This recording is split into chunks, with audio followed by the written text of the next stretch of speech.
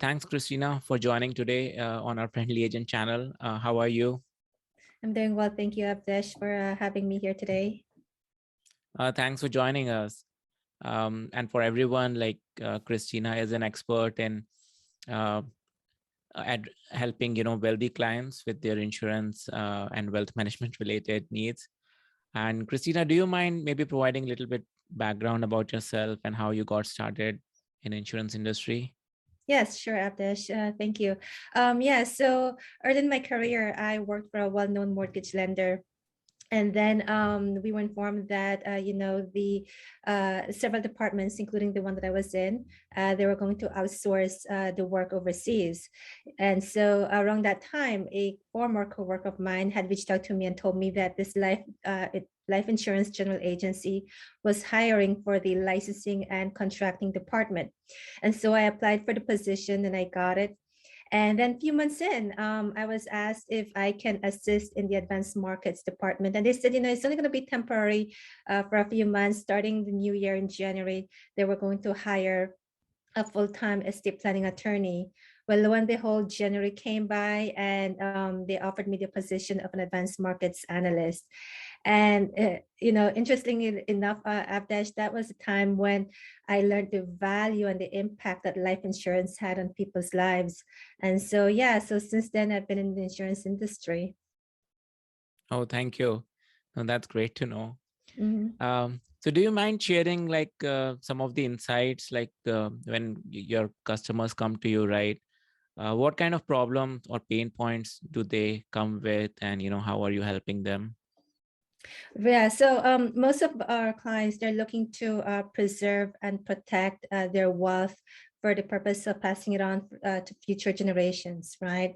And they're looking to protect their assets, or their estate, and to avoid it being eroded by taxes. And so we help with, reducing their income tax or mitigating their estate tax. And life insurance is a vehicle that can be used to help meet that objective. Bear in mind, life insurance does pay out income tax free, and when structured correctly, it can also be paid out estate tax free. And so those are Oh, the areas where we help our clients. okay, no, that's great to know. And some of our viewers, they might not be as savvy with insurance. So do you mind going? Let's discuss maybe one or two case study, right? So you can take any anonymous example, right? So client X at certain age is coming to you, and which product are you recommending to them, or kind of, if you don't mind walking us through that process, that will be helpful. Yeah, so recently I worked with a couple clients. They're husband and wife, and they're high income earners. They're executives at this company, and they have their financial house in order. They have their retirement plan set up already. They have investments. They have real estate properties, and they have rental income. So financially, they're stable. However, on the life insurance, that's where they were lacking. The insurance that they had was the one that was given to them by the employer. And so with this type of insurance, it's not portable, meaning that if they decide to quit or retire, they wouldn't be able to take their insurance with them. So if something like that happened, they would be without life insurance, right? And so we recommended a cash value life insurance policy. So that's a permanent policy that goes all the way to age 100 or beyond 100. And when I say cash values, because it has like a built-in savings bucket, right? That can be there, and it grows tax deferred. And at some future time, if they do want to access that money, they can without paying taxes on it. So even though they already had a retirement plan set up, they have their pensions and everything going on for them. But what happens is that in the future, when they do want to make distributions from those retirement plans, they're going to be subjected to paying taxes on the distribution. So life insurance can be used to supplement their retirement income, to balance it out, so that if they don't want to pay taxes on all their retirement income, they can access the life insurance policy to help And when they do make those distributions, they won't be paying taxes on it. Now, if they don't need it for that purpose, this type of life insurance policy also had attached living benefit riders. So it covered their chronic illness, critical illness, and terminal illness. So should in case if maybe they couldn't do maybe two of the activities of daily living, like they couldn't bathe themselves, feed themselves, or dress themselves, this would trigger to accelerate the death benefit to help meet those medical expenses to cover, like a care provider or any medical expense that they may have at that time. And so, and let's say they don't need it for that purpose, then you still have the death benefit available that's going to be paid to their beneficiaries income tax free. So here was this one policy that we were recommending that would cover all three areas, that did a multi-purpose or serviced, all these areas. So, so that's what we did. So we recommended a cash value life insurance policy for them.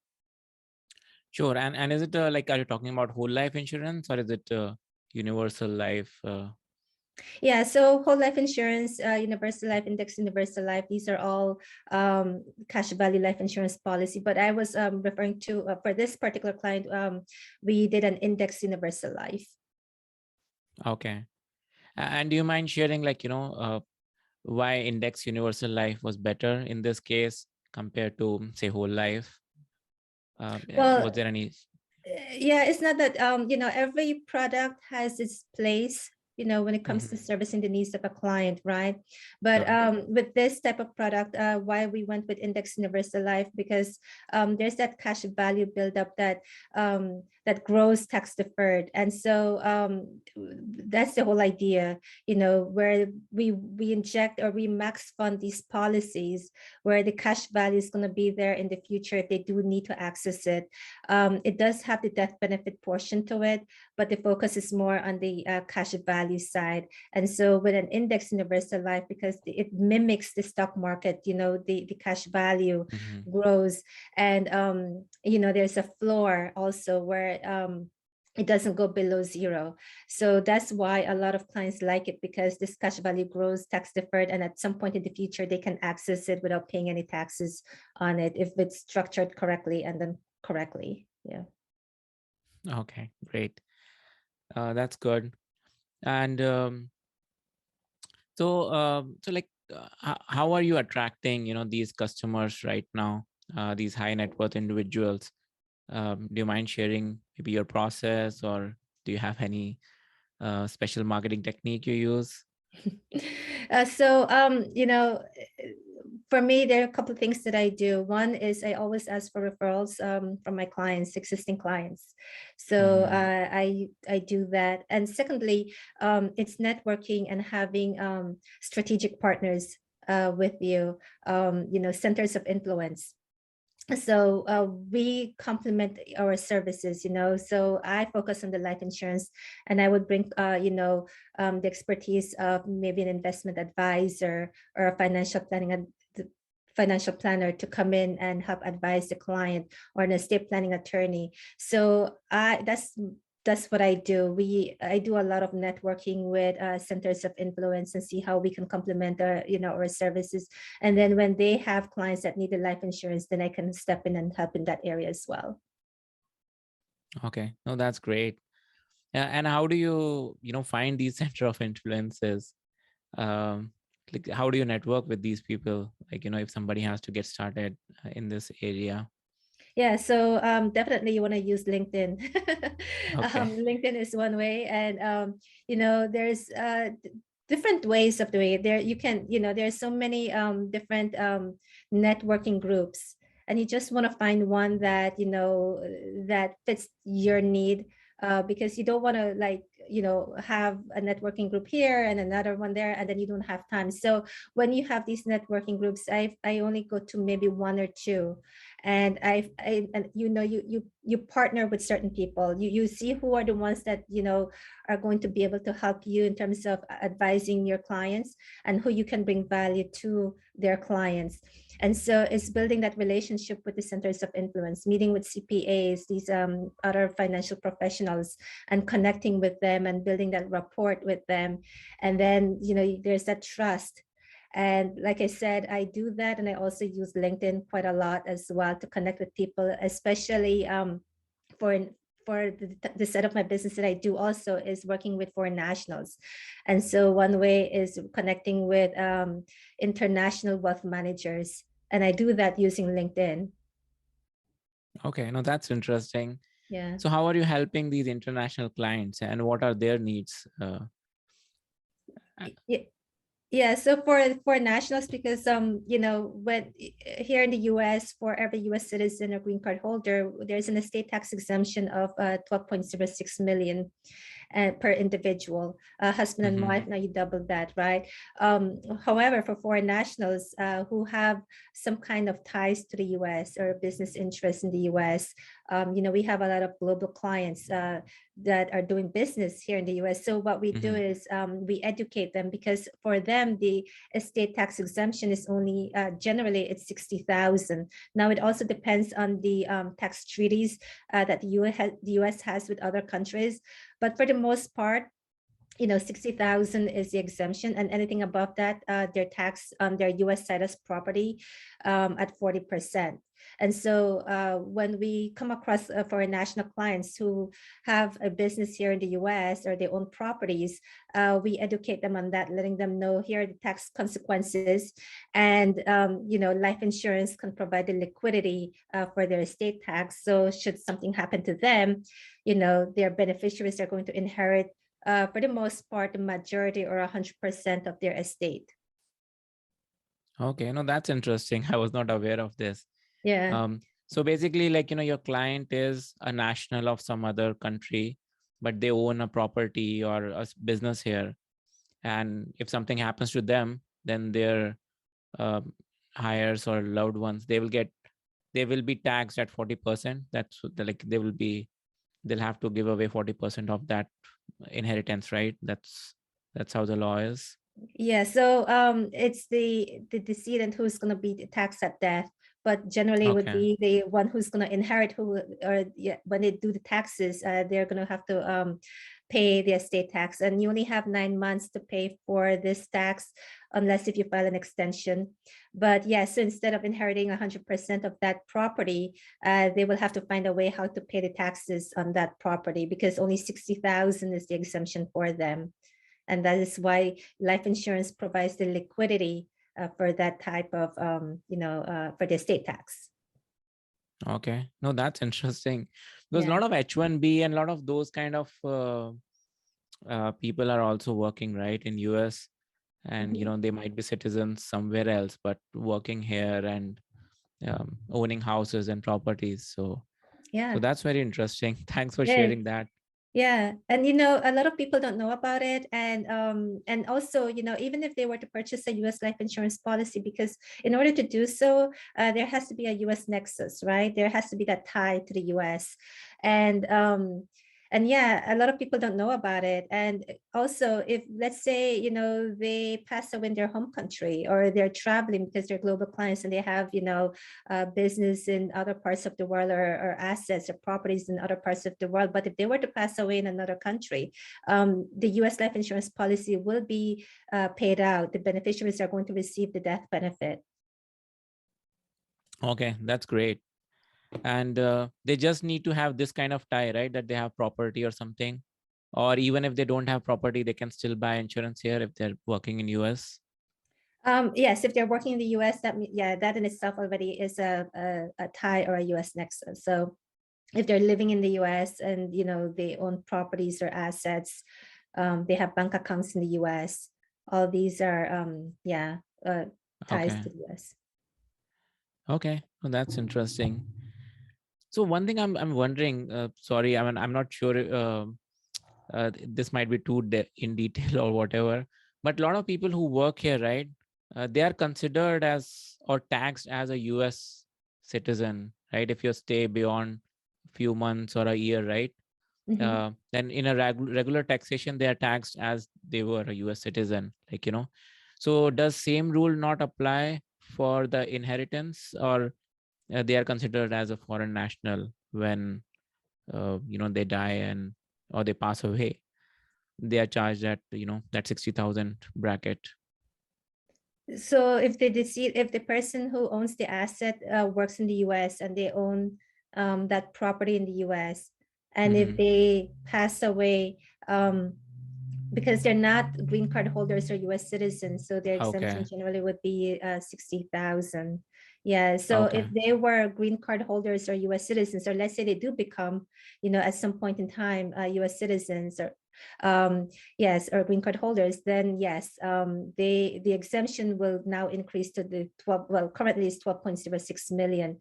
However, this is going to sunset in 2025 based on current law, that it may go back down to 5 million subject to inflation. So January 1st of 2026, it may be around 6 million instead of the current 12 million that we have right now. Okay. Okay. No, that's great. That's good to know. Yeah. Any other case study or example do you want to share about your clients or customers, and any specific situation which people may not think about um, related to life insurance?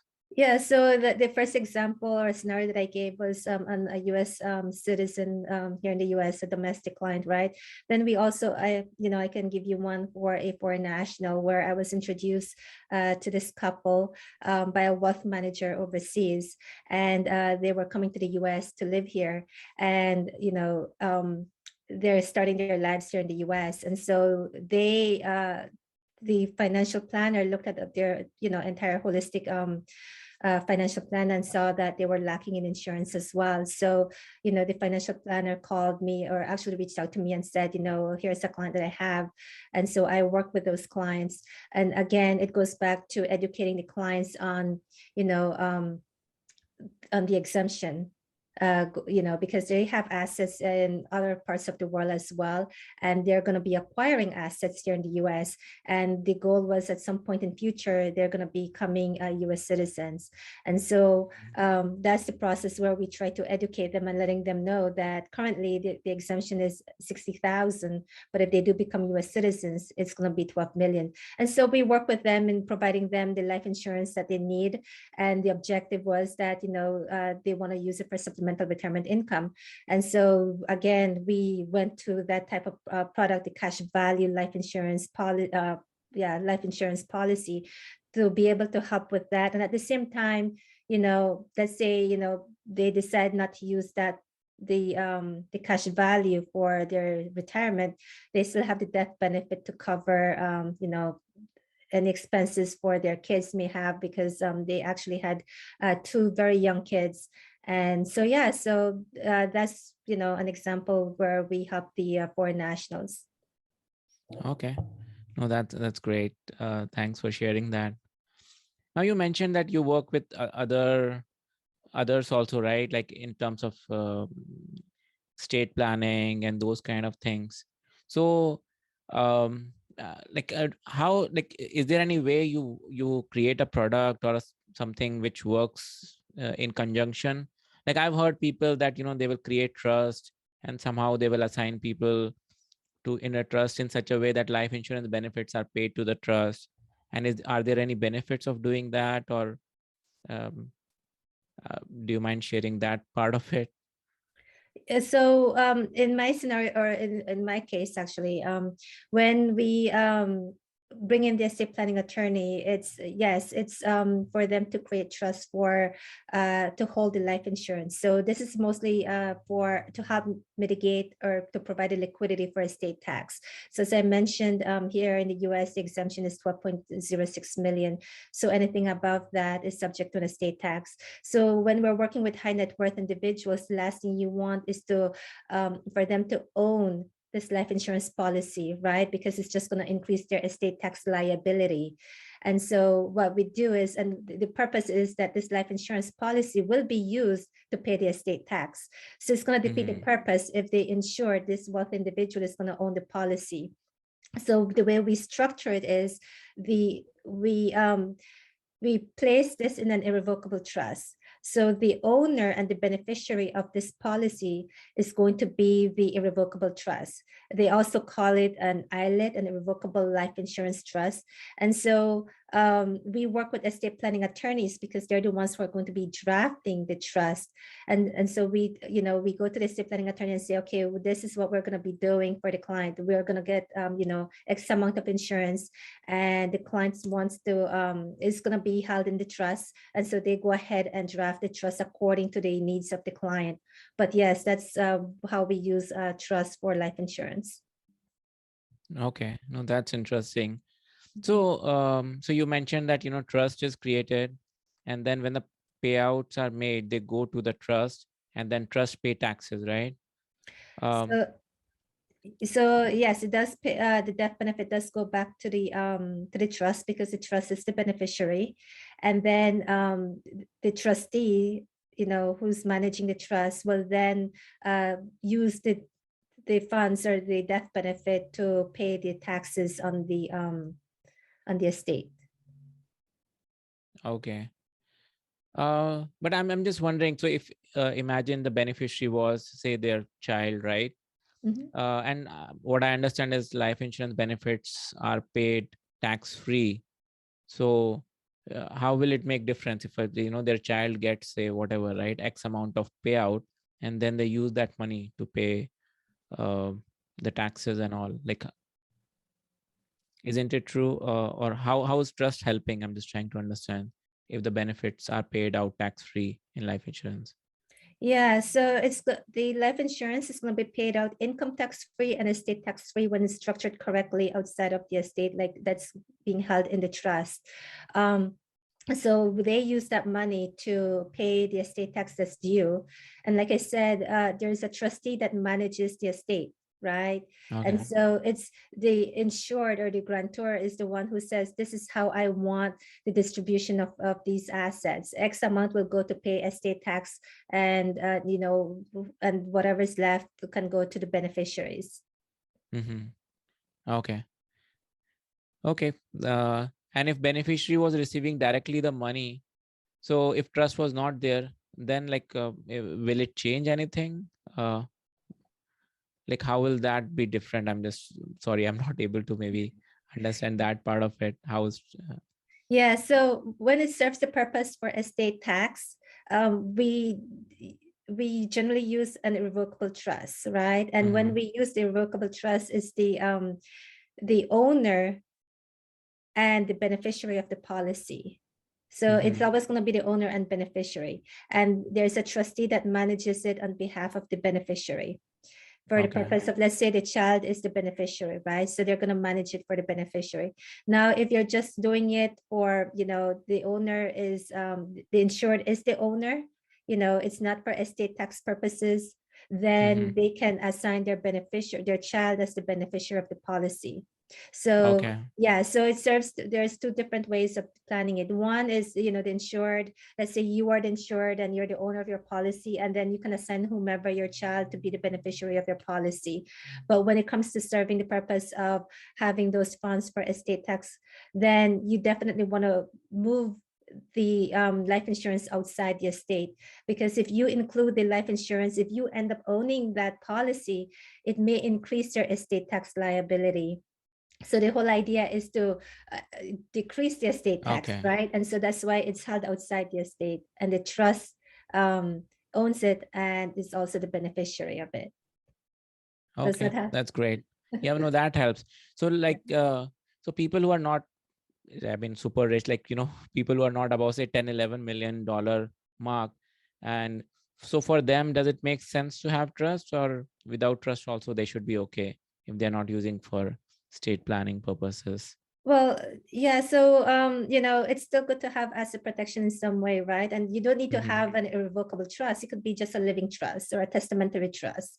Usually when it comes Okay. to that, I leave it up to the estate planning attorneys to guide the client as to what type of trust to set up. But it doesn't have to be an irrevocable trust for, for your individuals, regular individuals who don't have an estate tax issue. Okay. And somebody who's already owning a insurance policy, they can move it to trust anytime, right? Or Yeah. when you get a policy, that time you have to do it. Well, so when we work with our client and we already know that this is gonna be for estate tax purposes, we right away work with the estate planning attorney to be structured that way to be held in the trust. However, let's say they already have a life insurance Mhm. policy and then they create the trust, you can move it, but then there's a 3-year look back that if anything happens to them, like if they pass away within those 3 years, Oh, it's okay, gonna okay. revert back to their estate. And so then it's just like if they never moved it out, right? So Mhm. they have to pass that 3-year window, and then it permanently goes out of their estate. Okay. No, that's interesting. Yeah. Uh, so we talked about, like, trust, life insurance, and anything else maybe which comes to your mind when you look at, like, when the individuals, right, protecting their money, are they doing something different compared to, a lot of other folks who might have not thought about it? Yeah, well, it all starts off with the fundamentals of asset protection, right? So, and then it's Sure. like layering it up. So you start off with making sure, your home, your auto, you have the right coverages for that. You have umbrella insurance, excess umbrella insurance. And then you move up to getting, well, and then you have life insurance. And then, from there, you look at different types of or creating limited liability entities to Mhm. protect the business, and then you have different type of trust that we just spoke about, like the revocable trust. You have asset protection trust. For Mhm. those, I leave that up to the estate planning attorneys to guide the clients. But those are different types of ways that you can protect your wealth, right? It's all about Okay. transferring the risk to the insurance company and then having these entities to protect your asset and these trusts set up in place. Okay. No, that's great. And do you deal with annuities as well? Yeah, so annuities, yes, life insurance companies do offer annuities, and as insurance agents, we also offer that. So annuity is, something to be there to supplement or to provide a retirement income in the future. So it's like putting in money and then just let it sit and grow until you need it. Okay. No, that's great. So thanks, Christina, for sharing all of these, information. So how can people reach out to you? What's the best way to connect? Thank you, Abdesh, for having me. Yes, they can reach out to me. They can email me at Christina with a CH, um, or ISTINA at gatewaylegacyinsurance.com. I can also be reached by phone 818-522-7132. And then they can also visit my website, gatewaylegacyinsurance.com. And they can also reach me on LinkedIn. Okay, great. Thank you. Thanks for Thank you, joining Abdesh. today. Thank you, Okay, Abdesh, for having thanks. me. It's a pleasure. Okay. Yep, same here. Thanks. Bye bye.